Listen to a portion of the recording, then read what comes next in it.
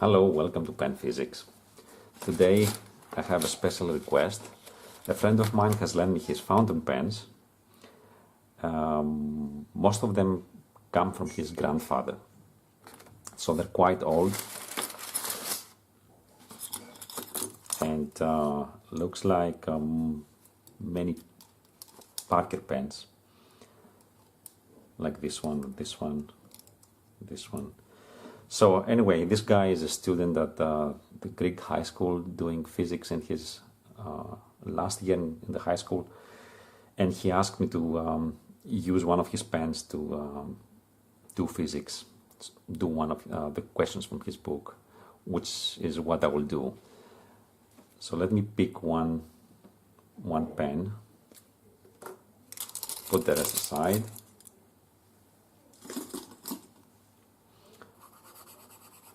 So they haven't been used for quite a while. They're probably dry. And there is a cartridge. There's probably nothing there. It's quite dry, so I'm going to throw this away. And instead of putting a new cartridge there or a converter, what I will do is put some ink. So that's all you need to do basically is dip this nib into ink. So I'm going to use one of my special concoctions. So I like to mix ink once in a while, trying to create new colors. So what I was experimenting with, green watermelon ink and some black, I was trying to make the bit darker ink. So this is actually going to last me for quite a while. So I can do the problem with this ink, and that's all you need. That's all you need to do pen physics. It's a nice fountain pen, ink, paper, and your brain. Going to the problem. Okay, let's see what we have. I'll try to translate it, of course, and basically take the data and the diagram from this exercise. So it is a simple harmonic motion. Two bodies of equal mass connected with a string. They're attached on a spring. Actually, only one is attached, and of course you have an extension. And the two masses are in equilibrium, so they stay there. And then suddenly, what you do is you cut off the string, so you're left with one of the two masses doing simple harmonic motion. And there's a few questions. What is the find the new angular velocity? Find the angular velocity of the oscillation, or the angular speed. Find the amplitude of the oscillation, the total energy, and the maximum and minimum force that is exerted on the mass once it is oscillating. So let me do, as always, a diagram. So I will start from the two masses being attached, and you get an extension of the spring.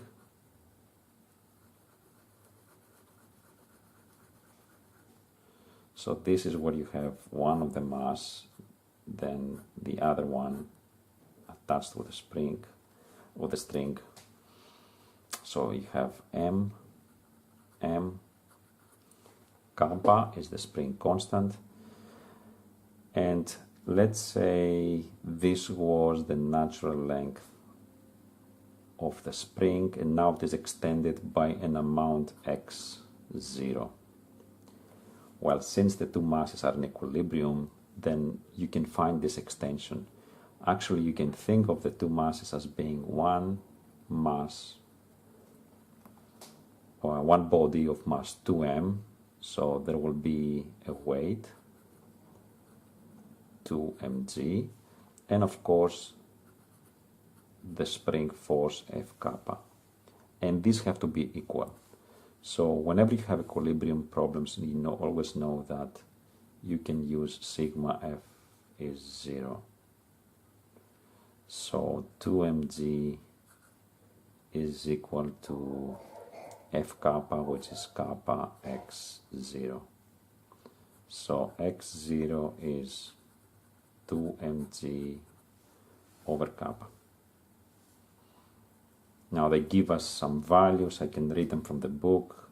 The mass is half a kilogram, so this is 2 times 0.5.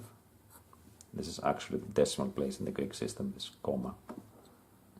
G is to be taken as 10 meters per second squared.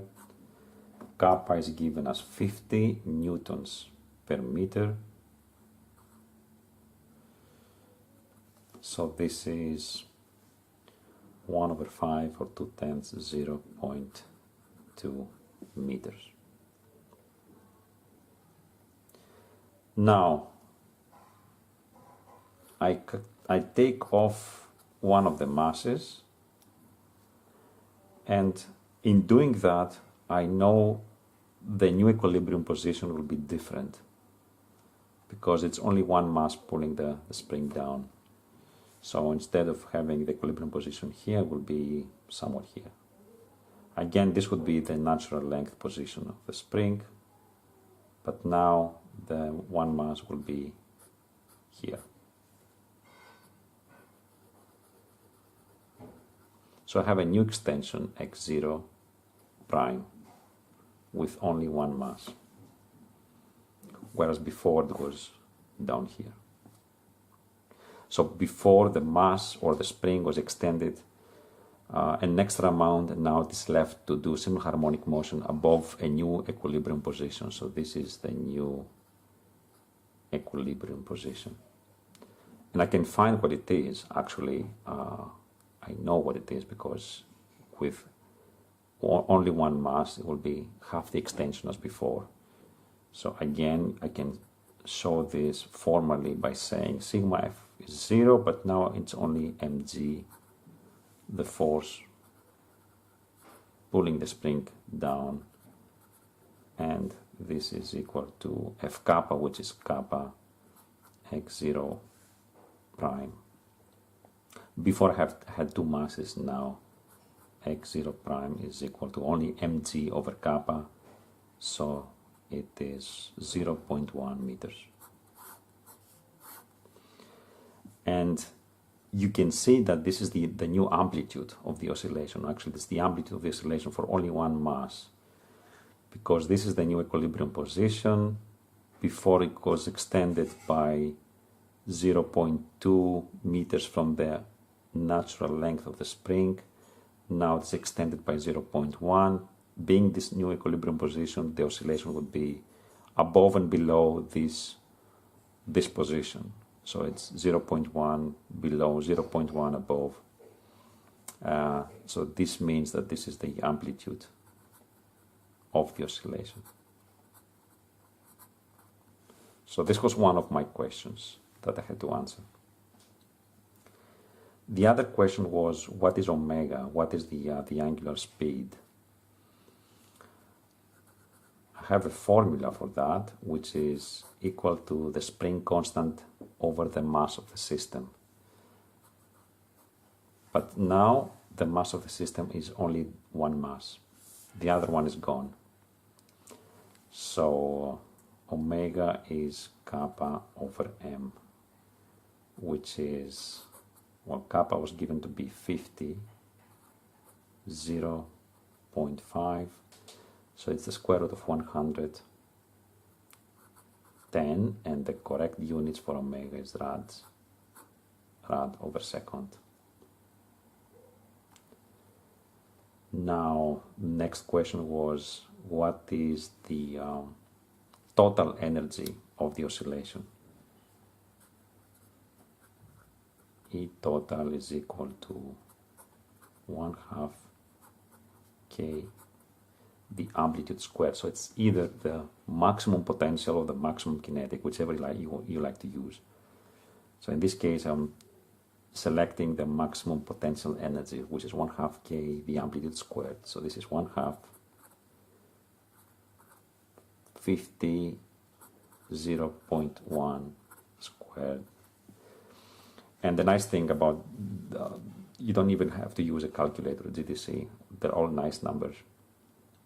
Actually, in the Greek system, they don't allow you to use a a calculator in the final exam, but they give you nice numbers.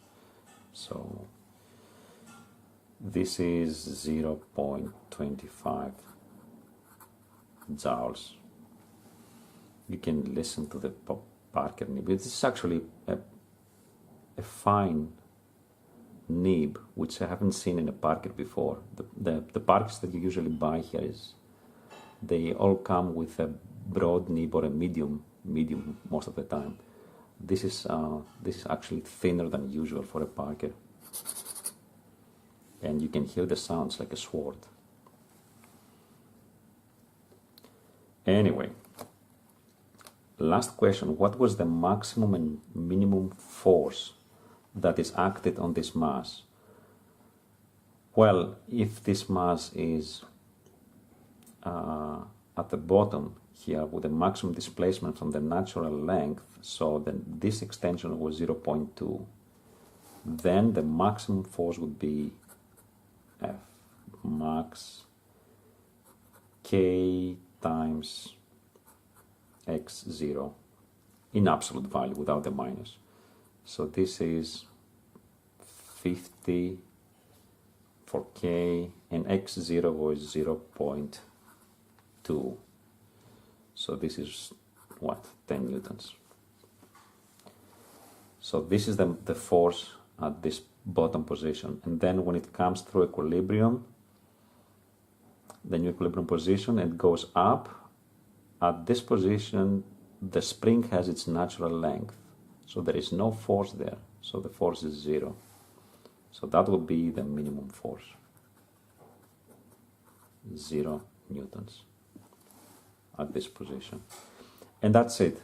We found the amplitude of the oscillation, we found the angular speed, the total energy of the system, and the maximum and minimum forces applied on the mass. Thank you.